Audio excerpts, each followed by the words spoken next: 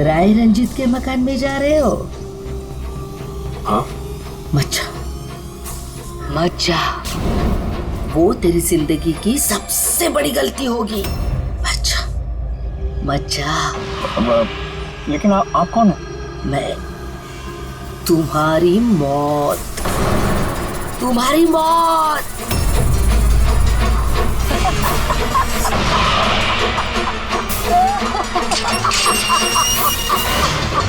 ए बुढ़िया, चल जा।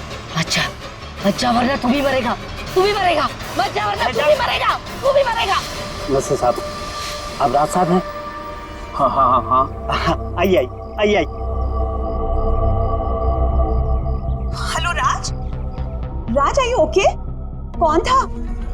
हाँ, अरे वंदना मैं ठीक हूँ, कोई नहीं था।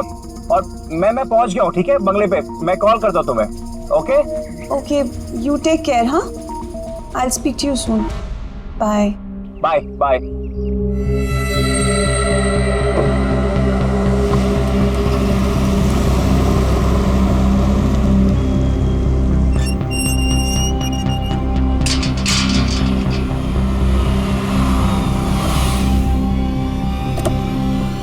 आइए साहब।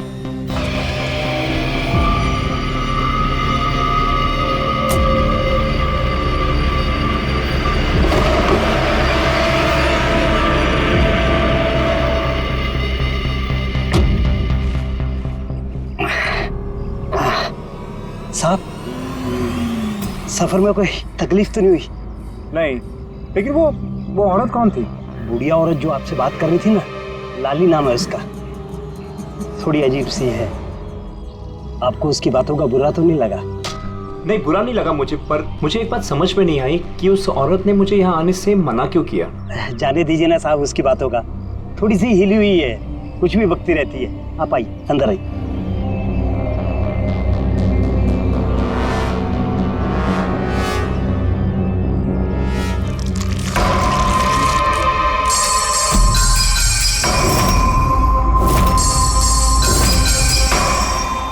ये आदमी तो मुझे बीच रास्ते में मिला था। उसका नाम कमल है, यहाँ का माली। हमने सोचा अब आप यहाँ पर रहने वाले हैं तो क्यों ना बगीचे के जो रंग बिरंगे फूल हैं फिर से खिल उठाएं। अच्छा, आइए साहब।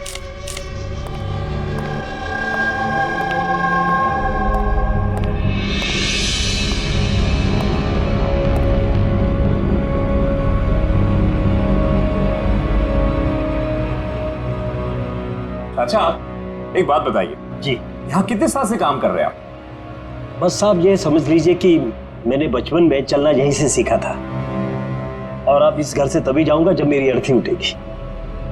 साहब, अब ये घर आपका है, कहीं आप मुझे नौकरी से निकाल तो नहीं देंगे? अरे नहीं चाचा, ऐसे कैसे बात कर रहे हैं आप? ऐसी कोई बात नहीं, बिल्कुल बेफिक्र रहिए। और इसमें इतने बड़े घर की देखरेख आपके सिवा और कौन कर सकता है? हाँ? वाकई में आप बहुत नेक इंसान हैं। आइए।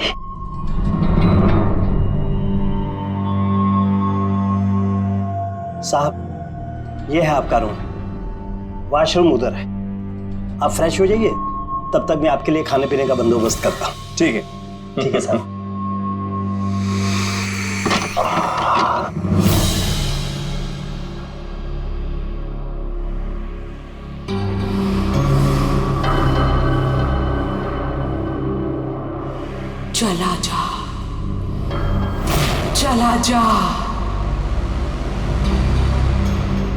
चला जा वरना तू भी मरेगा।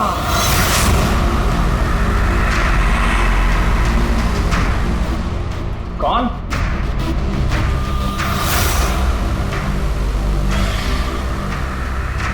मैंने कहा ना, चला जा।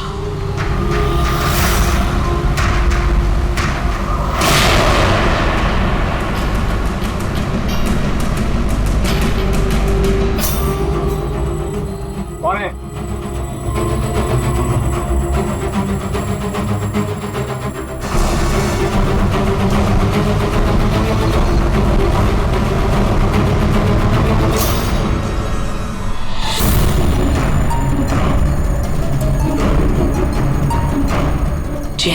बाकी लोग मरे हैं वैसे तू भी मरेगा।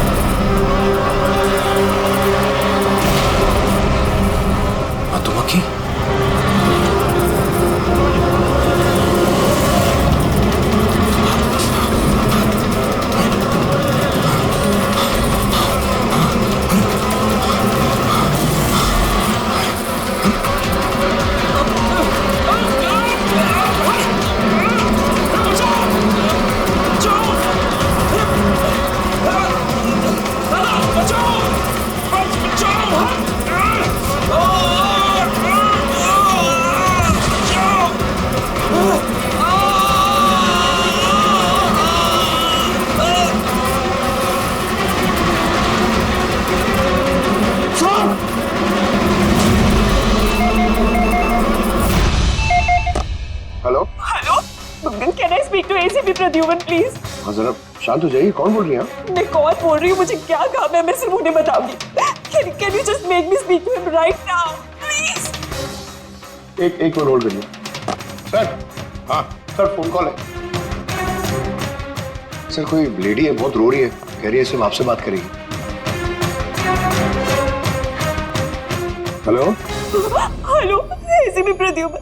हाँ मैं ACP प्रद्युमन बोल रहा हूँ। सर, हाँ कहिए। सर मैं वंदना बोल रही हूँ अमेरिका से। हाँ बताइए।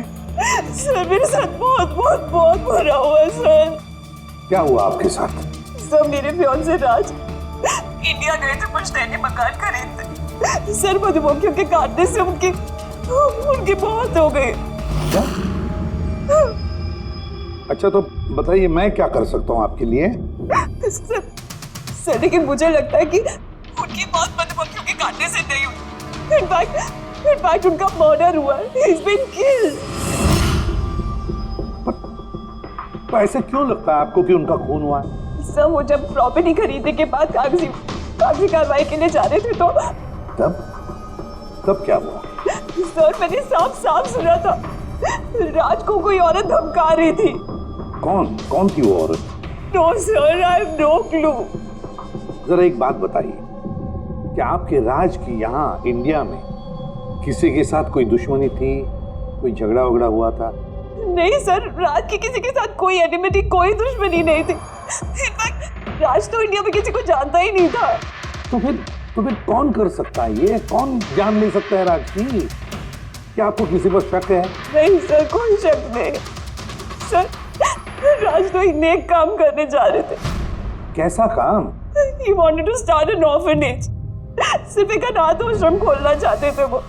वाकई नेक काम है, लेकिन किससे खरीदने वाले थे मकान वो? सब मकान तो वो ऑलरेडी खरीद चुके थे गवर्नमेंट से नीलामी के बाद। वो सर इंडिया कागजी कार्रवाई के लिए गए थे। देखिए एक काम कीजिए, सारे के सारे डिटेल मुझे भेज दीजिए, मैं आपकी पूरी की पूरी मदद करूंगा, ठीक है? सर मैंने CID के बारे में बहुत सुना है। सर मुझे भी जस्टिस मिलेगी ना?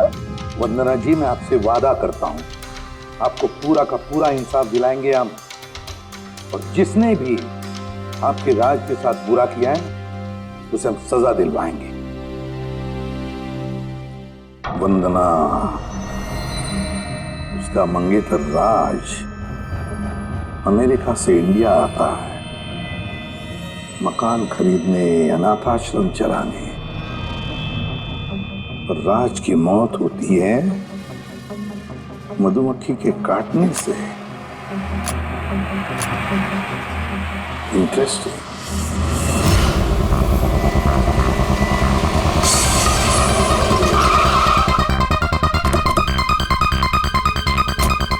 सर यही वही बंगला है जो राज ने सरकार से नीलामी में खरीदा था। अच्छी खासी प्रॉपर्टी लग रही है। आप देखभाल करते हो उस जगह की? जी हाँ, कहिए। कहेंगे आप, हम सिर्फ सुनेंगे। क्या मतलब? सीआईडी? क्या बात होगी सर? राज राकेश नाम के एक आदमी का खून हुआ है यहाँ पे। बहुत बुरा हुआ सर उनके साथ। उन्होंने ही सरकार से ये मकान खरीदा था। हाँ, उन्हीं की बात कर रहे हैं।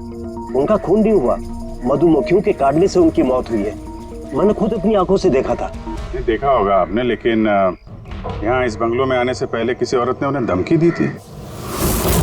कुछ जानते हो उस औरत के बारे में? अच्छा, वो लाली साहब, वो बुढ़िया तो बेतुकी बेसर की बातें करती रहती है। आप उसकी बातों को गंभीरता से मत लीजिए। क्या गंभीरता से लेना और क्या नहीं वो हम तय कर लेंगे। आप ये बताइए कि वो लाली वो रहती कहाँ है? कहीं भी नहीं सर। कहीं भी नहीं मतलब? उस बेचारी का ना तो अपना कोई घर है और ना ही कोई अपना परिवार। बस दिन भर इधर उधर घूमती रहती है। नहीं, कहीं तो बैठती होगी, खाना वाना खाती होगी। कोई एक जगह होगी ना जहाँ पे वो रहती होगी ज्यादातर। हाँ, पास में एक तालाब है, अक्सर वहीं बैठी रहती है। अच्छा, दे क्या तुम इस लाली से मिल लो, तब तक इस मकान का चक्कर लगा लेता हूँ मैं। ठीक है, अब जरा वो जगह दिखाओ जहाँ पे खून हुआ था। आइए साहब। राज साहब यहाँ गिरे पड़े थे।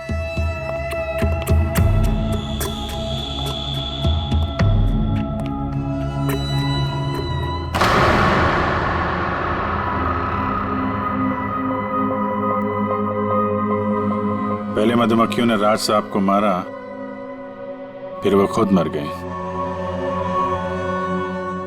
ये मधुमक्खी के हमले यहाँ पे अक्सर होते रहते हैं क्या? नहीं साहब, इससे पहले तो मैंने एक मधुमक्खी भी नहीं देखी यहाँ।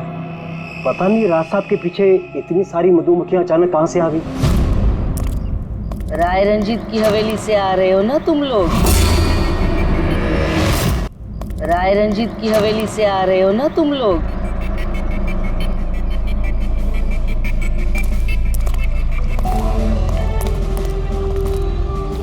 क्या कहा आपने? राय रंजीत के मकान से लौट रहे हो? आप कौन है? क्यों गए थे वहां? अपनी मौत को दावत देने गए थे? तो लगता है ये लाली है। आप लाली हो ना?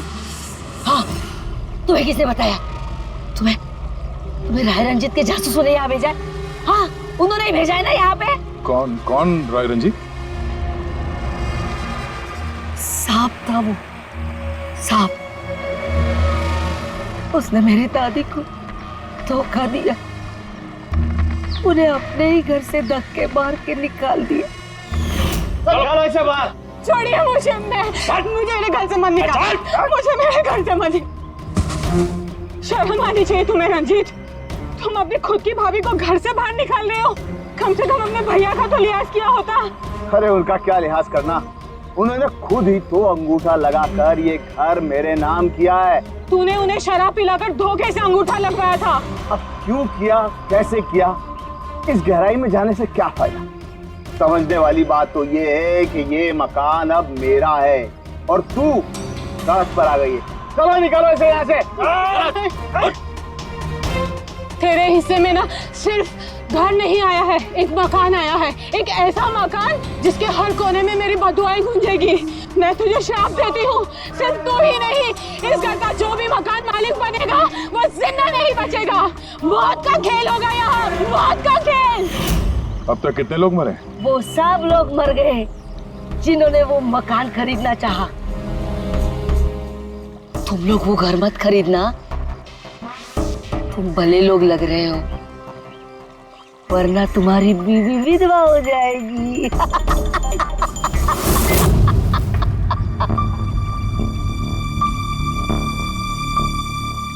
माँ जी, ये कुछ पैसे हैं, काम आएंगे।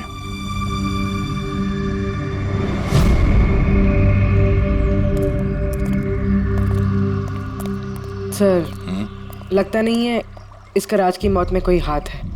ये तो खुद बेचारी सदमे और विश्वास में लग रही है।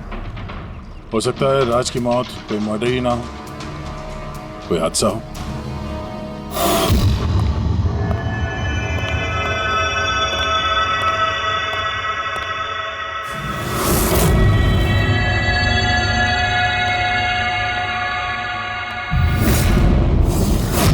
अरे ये कमरा खुला कैसे है? ये तो बंद था। एक मिनट रुको, शायद राज ने खोला।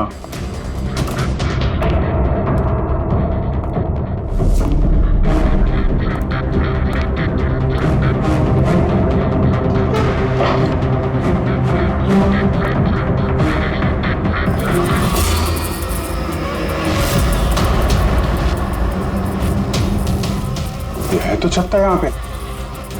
इधर आओ। जी सर। ये है मधुमक्खी का छत्ता। अरे मैं पहली बार देख रहा हूँ साहब। ये राज यहाँ इस स्टोर रूम में क्या करने आया था? साहब शायद बंगलो देखने आए होंगे। अच्छा, और उस वक्त तुम खाना लेने गए थे? जी सर।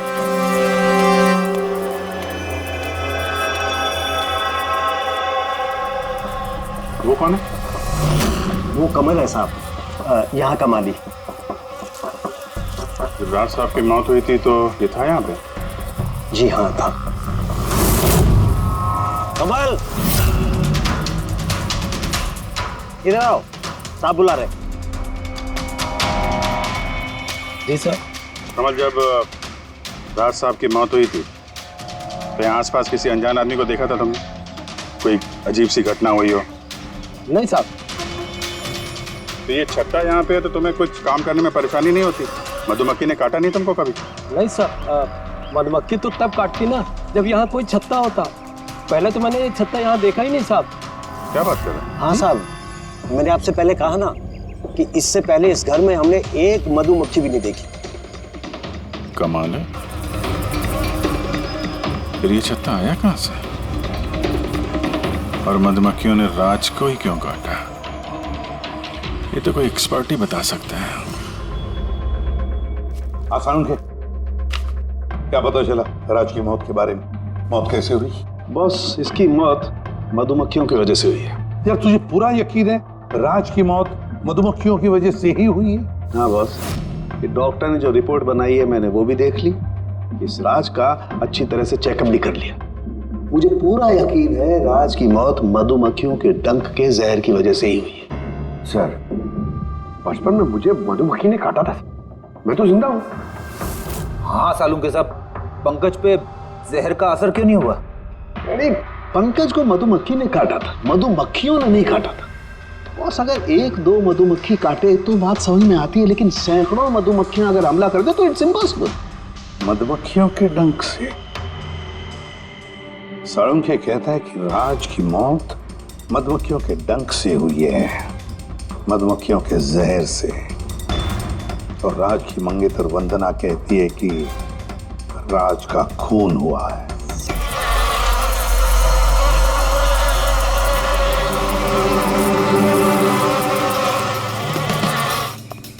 इस छत्ते को बाहर से लाकर यहाँ पर लगाया गया। मधुमक्खी के छत्ते को किसी और जगह से लाके किसी और जगह लगाया जा सकता है? इतना आसान है?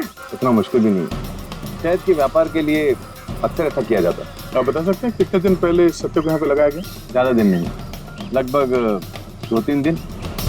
सर, अगर मान भी ले कि खूनी ने ये छत्ता यहाँ पर इसलिए लगाया था कि वो राज को मार सके, लेकिन उसे कैसे पता था कि ये मधुमक्खियाँ राज पे ही हमला करेंगे, किसी और पे नहीं? मधुमक्खियां बिना वजह किसी पे भी डंक नहीं मारती, क्योंकि डंक मारने के बाद उनकी खुद की भी मौत हो जाती है। तो ऐसी क्या चीज है जो उन्हें उत्तेजित करती है अटैक करने के लिए? देखिए, जब उन्हें लगता है कि सामने वाले इंसान से उन्हें कुछ खतरा है। अच्छा केदार साहब, ऐसा हो सकता है क्या कि मधुमक्खियों को ट्रेन किया जा सके कि वो किसी एक आदमी पे हमला करें? कैसी बातें करते हैं अभिजीत साहब, ये मधुमक्खियां शार्प शूटर नहीं कि कोई भी इन्हें कह दे कि फला फला को डंक मारकर आ जाए। अच्छा, आपने अभी भी कहा कि ये मधुमक्खी किसी को काटने के बाद ये खुद भी मर जाती है, तो ऐसी क्या मजबूरी है कि वो किसी को काटती है? जरा डिटेल में समझाएंगे? मधुमक्खी जब भी किसी को डंक मारती है तो फेरोमोन नाम का एक गंध छोड़ती है। जिससे कि बाकी मधुमक्खियां सचेत होकर सब मिलकर उस पर हमला कर देती। इसीलिए मैंने पहले भी कहा था, मधुमक्खियां बिना वजह किसी पे भी हमला नहीं करती। जरूर राज ने मधुमक्खी के छत्ते के साथ कुछ छेड़खानी की होगी। सर खूनी को कैसे पता था कि राज इस छत्ते के साथ छेड़खानी करेगा? कहीं ये मौत वाकई हादसा तो नहीं? नहीं पूर्वी, राज के आने के ठीक 2 दिन पहले इस छत्ते को यहाँ पे लगाना ये कोई संयोग तो नहीं हो सकता। सर राज की मौत के बाद ये घर वंदना के नाम हो जाएगा। क्या इन सबके पीछे वंदना तो नहीं है? वंदना इंडिया कब आ रही है? What nonsense! How could you even think like that? आप ऐसे कैसे सोच सकते हैं कि राज की मौत के पीछे मेरा हाथ हो सकता है? और फर्ज कीजिए कि राज की मौत के पीछे मेरा हाथ था, तो मैं आप लोगों को फोन क्यों करती? पुलिस तो ऑलरेडी ये केस क्लोज कर चुकी थी ना। देखिए हम सिर्फ पूछ रहे हैं। वैसे राज जी के बाद ये मकान किसके नाम पे है? I don't know. राज ने गवर्नमेंट से मकान खरीदा था, तो शायद गवर्नमेंट को वापस मिल गया। मुझे अभी तक कोई नोटिस नहीं है। हाल फिलहाल में राज का किसी के साथ कोई झगड़ा हुआ था? I have already told you that. राज एक नेक दिल इंसान थे और उनका किसी से दुश्मनी होना was impossible. अगर मुझे पता होता कि राज की नेक दिली उनकी जान ले लेगी तो मैं उन्हें कभी इंडिया आने ही नहीं देती। ये अनाथ आश्रम खोलने का ख्याल राज जी के दिमाग में कैसे आया? राज खुद अनाथ थे, इसलिए वो दूसरे अनाथ बच्चों की फीलिंग समझते थे। वो अनाथ बच्चों को घर जैसा माहौल देना चाहते थे, और जैसे उन्हें पता चला कि गवर्नमेंट ये मकान नीलाम कर रही है, तो राज ने सबसे ऊंची बोली लगाकर ये मकान खरीद ली। तो कहीं इस राज की मौत का कारण ये घर तो नहीं है? हो सकता है कोई और भी इस घर को खरीदना चाहता था, राज बीच में आ गया इसलिए। What? कोई इतना नीच कैसे हो सकता है? इस दुनिया से इंसानियत उठ गई है क्या? इंसानियत है वंदना जी, इंसानियत है, लेकिन कुछ लोग हैं जो इंसानियत में जहर घोलने पे तुले हुए हैं। पता करते हैं किस किसको दिलचस्पी थी इस प्रॉपर्टी में। देखिए सर, मैं आप लोगों को नहीं बता सकता हूँ कि राज जी के अलावा किन किन लोगों ने इस नीलामी में हिस्सा लिया था। सॉरी। क्यों नहीं बता सकते? देखिए ये सरकारी सर इंफॉर्मेशन है, ऐसे किसी के साथ शेयर नहीं कर सकता हूँ मैं। हम भी तो सीआईडी का ही काम कर रहे हैं। हाँ वो सब ठीक है, लेकिन क्या है कि अगर सरकारी नोटिस मिल जाए तो मैं ये आपको इन्फॉर्मेशन दे सकता हूँ, उसके बिना नहीं दिखा सकता सर। तो नोटिस मिल गया। आप खुश हैं? आप देखिए अगर काम कायदे से होता है तो अच्छा लगता है। हाँ ठीक है, ये लीजिए, ये लीजिए। कुल मिलाकर सर 12 लोग थे जो इस बंगलों को खरीदना चाहते थे सर। सर इस बंगलों के पास एक्चुअली सरकार एक हाईवे बना रही है, इसलिए सब लोग बढ़ चढ़कर बोली लगा रहे हैं और हर कोई इस बंगलों को खरीदना चाहता है। अच्छा, ये राज जी की मौत के बाद अब ये मकान किसको मिलेगा? देखिए राज जी ने कागजी कार्यवाही पूरी नहीं की थी, इसलिए नीलामी अब दोबारा से होगी और जो विजेता होगा उसको ये बंगलो मिल जाएगा। आई सी। और ये नई नीलामी कब होगी? देखिए सर अभी उसकी डेट तो तय नहीं है सर, लेकिन आपको एक बात और बताना चाहूँगा सर कि राज जी से जितने भी बिल्डर्स थे वो काफ़ी भड़के हुए थे, काफ़ी नाराज थे, क्योंकि उन्होंने सबसे ज़्यादा बोली लगाई थी। नहीं सर, एक्चुअली उन्होंने डेडलाइन के बाद बिड सबमिट की थी सर, इसी वजह से लोग नाराज थे उनसे। हाँ, लेकिन अगर डेडलाइन के बाद उन्होंने बिड किया था तो सरकार ने एक्सेप्ट कैसे कर दिया? सर एक्चुअली वहाँ पर वो अनाथ आश्रम खोलना चाहते थे और सर अमेरिका से जो इंडिया का वक्त का फ़र्क है सर वो 9.5 घंटे का है, इसलिए सरकार ने वो बिड एक्सेप्ट कर ली थी। देखिए अब घर तो उसी को मिलेगा जिसकी किस्मत में होगा सर। किस्मत में नहीं भी होगा तो उसने अपनी किस्मत की रेखाएं बदलने के लिए कोशिश तो की होगी और ज़रूर इस लिस्ट में से ही कोई होगा वो। ललित जी, अब तो ये दोबारा नीलामी होगी, तो जिन लोगों ने अप्लाई किया है इस दूसरे नीलामी के लिए, क्या हम उनकी लिस्ट देख सकते हैं? नो सॉरी, ये लिस्ट आपको मैंने इसलिए दिखा दी कि ये नीलामी हो चुकी है, लेकिन वो जो नई लिस्ट आने वाली है सर वो तो आप किसी भी कीमत पर नहीं देख सकते। अरे अरे अरे अरे सारंगी, तू क्या करने क्या जा रहा है यार? क्या सुन रहा हूं मैं? जो सुना है सही सुना बस। क्या सुना? रिजाइन हो रहा है तू? हाँ। क्यों क्यों? बस मेरा टाइम आ गया। क्या टाइम आ गया? एक मिनट, टाइम है यार अभी। अरे ये टाइम नहीं यार। तो फिर देखो, हर इंसान को लाइफ में एक न एक दिन रिटायरमेंट लेना पड़ता है ना, चाहे वो क्रिकेटर हो, म्यूजिशियन हो, कोई भी हो। मेरा भी टाइम आ गया, मैं भी रिटायरमेंट ले रहा हूँ। अबे कहाँ जा रहा है तू? ये देख लो। ये क्या है? देख लो देख लो। यार क्या तू कर रहा है सारुण, के समझ में नहीं आ रहा है ये। एयर टिकट कहाँ जा रहा है? हाँ, लंदन। अरे वाह रे वाह। पंकज कैंसिल कर। नहीं कैंसिल नहीं होगा। अबे रिफंड मिल जाएगा, पैसे वापस मिल जाएंगे, कल की टिकट है, डोंट वरी। मुझे रिफंड नहीं चाहिए, मैं जा रहा हूँ वापस। यार तू ऐसे कैसे जाएगा? क्या हुआ क्या? अरे इतनी बड़ी गलती होगी कि शर्म आ रही है अपने आप पर। ऐसी कौन सी गलती हो गई? वो मधुमक्खियों वाला केस। मधुमक्खियों वाला केस? हाँ यार, हादसा नहीं है बॉस, वो खून है खून। यही मुझसे गलती हो गई। मधुमक्खी के एक्सपर्ट से बात हो गई तेरी? क्या बताया उसने? यार एक्सपर्ट से भी बात की मैंने, अच्छी तरह से चेक भी किया, तब मुझे पता पड़ा ये तो हादसा नहीं है, खून है। मधुमक्खियों को तो वो हथियार के तौर पर इस्तेमाल कर रहा है यार। सालू के सब वो किसे? देखो, मधुमक्खियां कब आती हैं इंसान के पास? जब उन्हें फेरोमोन की गंध आती तभी ना। हाँ, जब उन्हें इंसानों से खतरा लगता है तब मधुमक्खियां इंसान के पास आती है, डंक मारती है। बस यार, यही मुझसे गलती हो गई। तो मैंने सोचा ही नहीं कि फेरोमोन तो बनाया भी तो जा सकता है ना यार। हाँ यार, फेरोमोन तो आर्टिफिशियली भी बनाया जा सकता है, लेबोरेटरी में, फैक्ट्री में। मतलब किसी ने ये आर्टिफिशियल फेरोमोन बनाया और वो किसी भी तरह से राज के शरीर पर लगा दिया। बस मधुमक्खियां आ गई और उस पर अटैक कर दिया। सारुण के उठ उठ उठ, पिपलिया गांव चला जा। वहां पे जहाँ पे राज का खून हुआ, राज का सारा सामान चेक कर, पता तो चले ये फेरोमोन वहां पर आया कैसे और किसने इस्तेमाल किया ये फेरोमोन राज पर। Yes boss. ये रहा सर, राज का सारा सामान इस सूटकेस में। ठीक है। सर एसीपी साहब बता रहे थे आप रिटायर होने वाले हो। कब है आपका लास्ट वर्किंग डे? आपके लास्ट वर्किंग डे से एक दिन के बाद। मतलब नहीं आ रहा है। हाँ दया, एक काम करो, मैं बाहर जाता हूँ और तुम जो है ना, एक एक करके सामान मुझे बाहर पकड़ाओ, तो पता करते हैं कि कौन से सामान में फेरोमोन है। ठीक है सर? ये पकड़िए आप, जरा रख लीजिए थोड़ी देर के लिए। दिखेगा ना बाहर? दिखेगा। मधुमक्खी है इसके लिए कह रहा था। अभिजीत हो तुम? हाँ। ये पूर्वी है। हाँ। ये दया। अरे दिख रहा है सर। चलिए चलिए चलिए, संभाल के सर, संभाल के। हाँ। चलिए सर।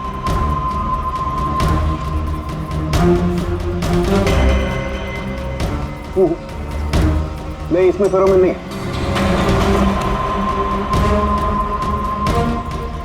अरे सर संभल के। अरे कुछ नहीं, जिसमें फेरोमोन होता है उसी पर अटैक करती है।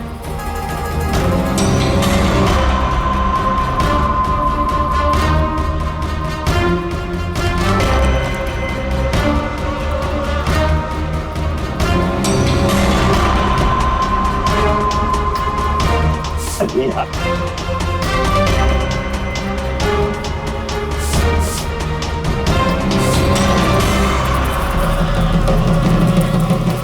हरकत हुई, देखो देखो, अटैकिंग मूड में आई है ये मधुमक्खी। देखो सर, किसी ने राज के परफ्यूम में फेरोमोन मिलाया है।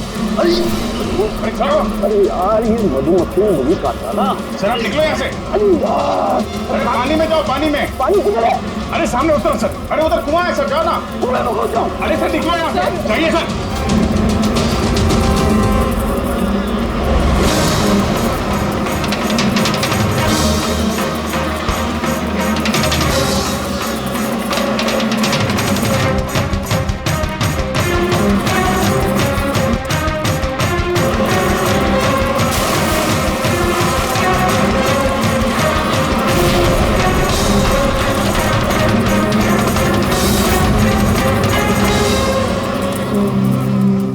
आप ठीक हो सर? बाप रे बाप। ये मधुमक्खियां आपको रिटायर नहीं होने देंगी सर। बाहर निकालो मुझे। आइए आइए सर। मधुमक्खी। अरे नहीं, आइए आइए। हेलो जी, नमस्ते, कैसे हैं आप? जी मैं चंदूमल फंडूमल कंकेशवास। अरे वाह, बहुत लंबा नाम है आपका। बताइए क्या काम था आपको? जी वो नीलामी के लिए आया था मैं। वो पुराना वाला बंगलो हाईवे के पास, वो खरीदना है मुझे। सर ऐसे नहीं खरीद सकते हैं सर, उसमें नीलामी होगी तभी वो जो जीतेगा वही खरीद सकता है। अरे तो पैसा लगाएगा ना, मैं पैसा लगाएगा।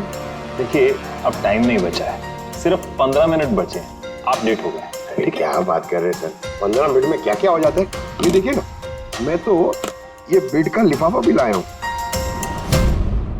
ये देखिए। राकेश इधर रजिस्टर लेकर आ।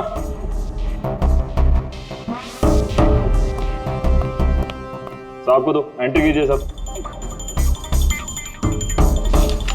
हाँ यहाँ पर एंट्री कर दीजिए। अच्छा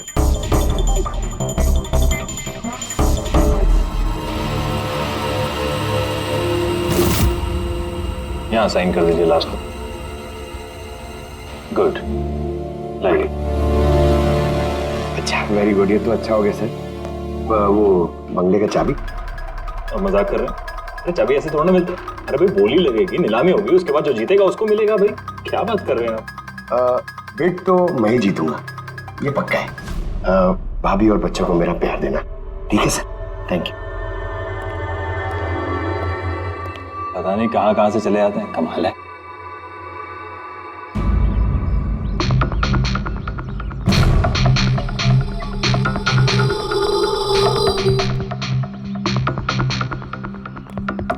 क्या भाई साहब काम हुआ? सर ये देखिए, चंदूमल फंडूमल कंकेशवास का कमाल। उठ जाओ पंकज, 12 में से 2 लोग हैं जिन्होंने दोबारा बोली लगाई है इस मकान को खरीदने के लिए, हेमंत और रोशन। मतलब खूनी इन्हीं 2 में से कोई हो सकता है। और वो जो कोई भी है, इस बार भी इस मकान को हथियाने के लिए किसी भी हद तक जा सकता है। दोस्तों अब ये वक्त आ गया है कि बता दिया जाए कि नीलामी का विजेता आखिर है कौन। और मुझे बताते हुए बहुत खुशी हो रही है कि नीलामी के जो विजेता है मिस्टर रोशन। रोशन जी आपको बहुत बहुत बधाई। 1 मिनट काय की बधाई हो, सबसे ज्यादा बेट मैंने लगाई थी, ये कैसे जीत गए? देखिए भाई साहब, आपको कोई गलतफहमी हुई है। सबसे ज्यादा बेट मिस्टर रोशन ने लगाई थी, इसलिए रोशन को मकान दे दिया गया। ऐसा हो ही नहीं सकता, मैंने बहुत ऊंची बोली लगाई थी, ये बेट मुझे मिलनी चाहिए थी। आप ऐसे ही बात कर रहे हैं सर, मैंने तीनों लिफाफे चेक किए हैं और चेक करने के बाद मिस्टर रोशन की कीमत सबसे ज्यादा थी, इसलिए मिस्टर रोशन को मकान दे दिया गया है। प्लीज कम ऑन यार, अब हार गए हो तो बच्चों की तरह रो मत। बिजनेस है, ऊंच नीच होती रहती है। बिजनेस में बेईमानी नहीं चलेगी। ये दिखाइए, आप पहले वो लिफाफे दिखाइए, मुझे अभी देखना है किसने कितने बिट करी है। दिखाइए दिखाइए दिखाइए, लाइए। मुझे भी चेक। नहीं ये नहीं दिखा सकते, ये नियम के खिलाफ है। चीटिंग करना भी नियम के खिलाफ है। मैंने 7 करोड़ की बिट करी है, 4 करोड़। इनके अभी हेड ऑफिस से फोन आएगा और बोलेंगे कि मैंने सिर्फ 3 करोड़ लगाए। कोई फोन नहीं, 4 करोड़ कम। आपके कहने से फोन आएगा।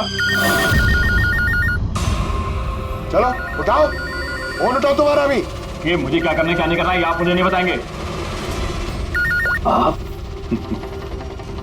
ललित जी, आप तो बड़े कायदे कानून की बातें किया करते थे और फोन भी नहीं उठा रहे हैं। भाई ये तो बहुत गलत बात है, आप ब्यूरो चलिए हमारे साथ। आप कहाँ खिसक रहे रोशन जी? आप हमें मिठाई नहीं खिलाएंगे? नई प्रॉपर्टी ली है आपने? आइए आप ही आइए। आइए आइए। सर रोशन जी बिल्कुल ठीक बोल रहे हैं सर रोशन जी का इससे कुछ लेना देना नहीं है। जो भी फ्रॉड हुआ है सर मैंने किया है। ये रोशन का जुर्म अपने सिर पर क्यों ले रहे हो?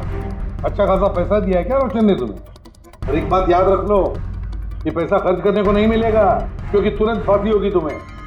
सर इतनी सी बेईमानी के लिए फांसी चढ़ा देंगे? नहीं, बेईमानी के लिए नहीं, खून के लिए फांसी होगी। खून? किसका खून सर? राज राकेश का खून, जिसने पिछली नीलामी में वो प्रॉपर्टी खरीदी थी। सर लेकिन मैंने किसी को नहीं मारा सर मैंने नहीं मारा है सर किसी को। पता है, इस रोशन ने मारा है। तो इसकी पोल खोल दो, वरना इसके पाप का मटका तुम्हारे सिर पर फूट जाएगा। सर ये क्या कह रहे हैं सर आप? मैं भला राज को क्यों मारूंगा सर? इस प्रॉपर्टी के लिए, और किस लिए? क्या कह रहे हैं आप सर? सर मैं मानता हूं कि मैं ललित के साथ मिलकर नीलामी में छोटी मोटी हेरा फेरी करता था, पर सर एक प्रॉपर्टी के लिए किसी का मर्डर थोड़ी कर दूंगा मैं। मतलब तुम्हारे कहने का मतलब है तुमने ये खून नहीं किया? नहीं सर। चल ठीक है, पूर्वी जरा वो परफ्यूम लाना।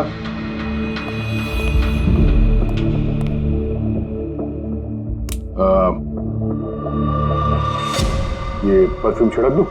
हाँ? बाहर मधुमक्खियों का छत्ता है, क्या बोलता है? सर परफ्यूम, हाँ? आपकी मर्जी सर, लेकिन हमारे इस केस से परफ्यूम का क्या लेना देना सर?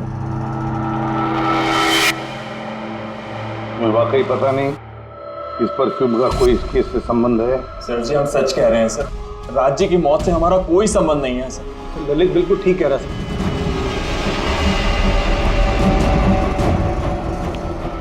अगर ये खून रोशन ने नहीं किया तो फिर बचता है वो वही एक। इन कागज से साबित होता है कि तुम राय रंजीत के पोते हो। तुम्हारे पास तो बहुत बड़ी वजह थी इस मकान को वापस पाने के लिए, क्यों? देखिए, राय रंजीत का पोता होने से यह साबित नहीं होता कि यह खून मैंने किया है। हेमंत जी, खूनी कभी कभी अपने जुर्म के सबूत अपने साथ लेकर चलता है, जैसे तुम। मैं समझा नहीं। मैं समझाता हूं। ये रहे सबूत। कमाल है सालू के साहब, सेफ्टी सूट पहनने के बावजूद भी आप दोनों को मधुमक्खियों ने काटा। हाँ, कभी कभी सेफ्टी सूट पहनने के बाद भी मधुमक्खियां डंक मार सकती हैं। और फिर मधुमक्खी के छत्ते को इधर से उधर ले जाने में तो और भी ज्यादा अटैक हो सकता है, नहीं? जी देखिए, वो दरअसल बहुत हो गया हेमंत, तुम्हारी बेगुनाही का और भी कोई सबूत चाहिए? जी नहीं, मैंने ये सब किया था। जब राज बंगले में घुसा तब मैं वहीं था और मौका देखकर मैं बंगले में घुस गया था। मैंने परफ्यूम की बोतल के अंदर फेरोमोन मिला दिया। उसके बाद राज को आवाज से डिस्ट्रैक्ट किया, मधुमक्खी के छत्ते तक लेकर गया और उसके बाद का काम मधुमक्खियों ने कर दिया था। मुझे मेरा पुश्तैनी मकान वापस चाहिए था। वाह रे वाह, अपने पुश्तैनी मकान के लिए तुमने एक नेक इंसान का खून कर दिया। कानून तुम्हें कभी माफ नहीं करेगा। तुम्हें कम से कम आजीवन कारावास की सजा होगी। ले जाओ इसे पंकज।